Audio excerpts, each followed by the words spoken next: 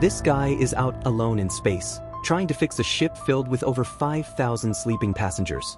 The systems are failing, and if he doesn't act fast, everyone on board will die. It's a life-threatening situation, and he's not sure if he can make it back alive. He should be with his girlfriend who's inside, terrified and hoping he survives. As he opens the vent, it blasts out a forceful eruption of heat and pressure, like a dragon's breath unleashed in the silence of space.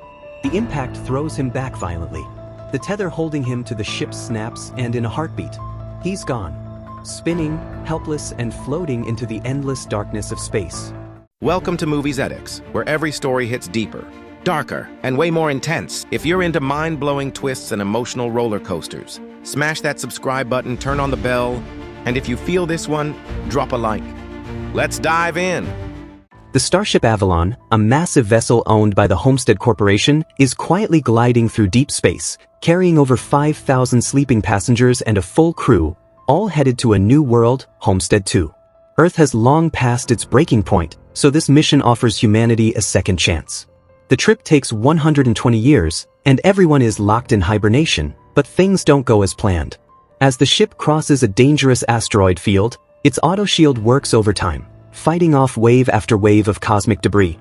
But then, a massive chunk pierces through and hits a hidden part of the ship. And just like that, something happens. One pod malfunctions, and inside it, a lone passenger, a mechanical engineer, Jim, is jolted awake. Everyone on board was meant to wake up just 4 months before landing on the new planet.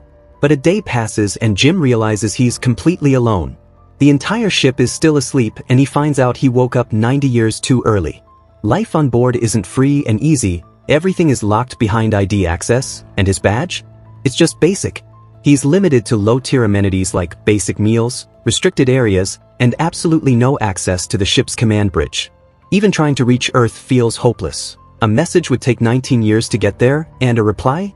55 years minimum. Desperate, he studies the engineering manual, hoping to fix his pod and return to sleep. But nothing works. He even tries to break into the bridge itself, but the doors are sealed shut, impossible to breach. He's trapped, awake and drifting through space alone. After nearly a year of crushing isolation, he tries to distract himself doing dance battles, shooting hoops, even moving into one of the ship's luxury suites. But none of it fills the silence, not even Arthur, the smooth-talking android bartender who serves drinks and small talk, but no real comfort. Eventually, the loneliness becomes unbearable. Jim stands at the airlock, staring into the void of space, thinking of ending it all. But when the moment comes, he couldn't go through with it. One day, while wandering through the hibernation bay, he notices Aurora, frozen in time, peaceful in her pod. Curious, he checks her profile. She's a writer, witty and adventurous, with a spark that pulls him in instantly. For days, he battles with the morality of waking her up, knowing it would trap her in the same lonely fate. He confides in Arthur, wrestling with guilt and desperation. Eventually, his loneliness wins. He wakes her up, pretending her pod malfunctioned like his. As Aurora tries to adjust, she learns Jim has been awake for over a year, and he walks her through everything he's tried to fix their situation. To her, he's just another victim of a broken system. Aurora, crushed by the thought of aging and dying before ever reaching Homestead 2, tries everything to get back into hibernation, but like Jim, her efforts are hopeless. Slowly, she starts accepting her new reality and begins documenting her story, pouring her emotions into a book. Over time, their bond deepens. Jim now does everything with Aurora, things he once did alone, like dancing, basketball, dinner dates, movies, and becoming lovers. Wanting to protect their fragile happiness, Jim asks Arthur to keep the truth about Aurora's awakening a secret. Together, they begin to enjoy the luxuries of the ship. Aurora's gold-class status gives her access to premium perks like better meals, the swimming pool, and more things Jim could never access. On one of their spacewalks, Aurora reveals just how profitable these colonies are. Homestead made $8 quadrillion off their first planet, and they take 20% of everything a colonist earns for the rest of their life. Over the next year, their love deepens. Jim is ready to propose, but everything falls apart when Arthur, unaware of the weight of his words, casually reveals that Jim had deliberately woken Aurora up. Shocked and betrayed, Aurora is furious. She lashes out, emotionally and physically, unable to believe the person she trusted robbed her of her future. Their once joyful bond crumbles, leaving them in cold silence. Meanwhile, the ship's issues grow worse. At first, they're barely noticeable. But things escalate. Aurora nearly drowns in the pool when gravity suddenly fails, trapping her underwater, and she barely makes it out alive. Not long after, another malfunction triggers a surprise awakening. This time, it's Gus, a senior deck officer. His arrival is the first real sign that the ship's troubles are far more serious than anyone realized.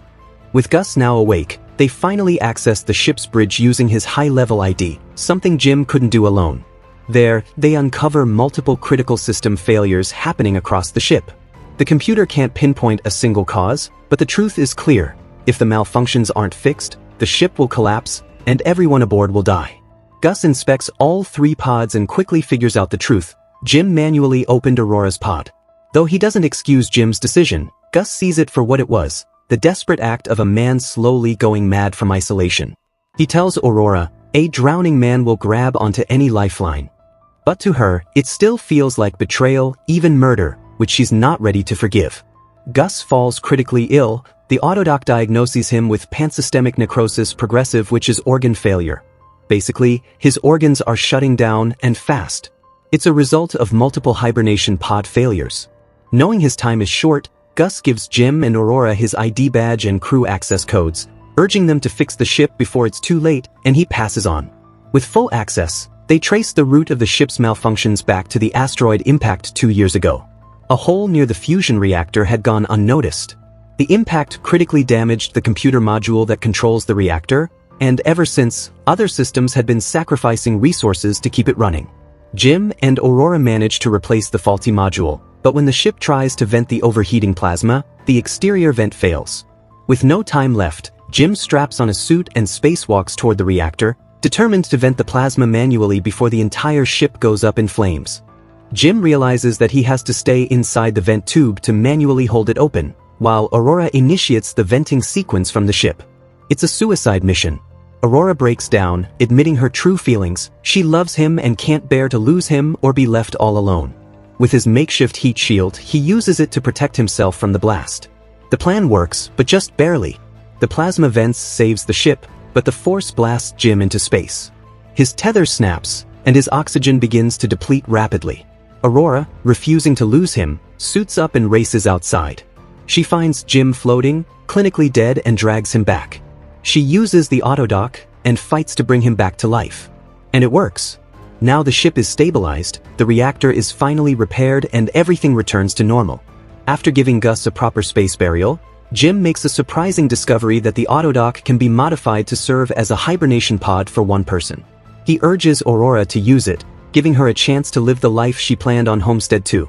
But the thought of waking up alone years later, without Jim, breaks her, and she makes the decision to stay.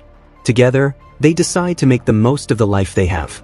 Jim offers her the ring he had once made, a symbol of their journey, love, and survival. And she happily accepts it. 88 years later, just as planned, the passengers and crew finally awaken, only to find the once sterile ship transformed. In the grand concourse, there's now a towering tree, vines hanging from the walls, birds flying freely, and a cozy little cabin nestled in the greenery. A recording of Aurora tells the story of the unexpected life she and Jim built together, a love story written across the stars.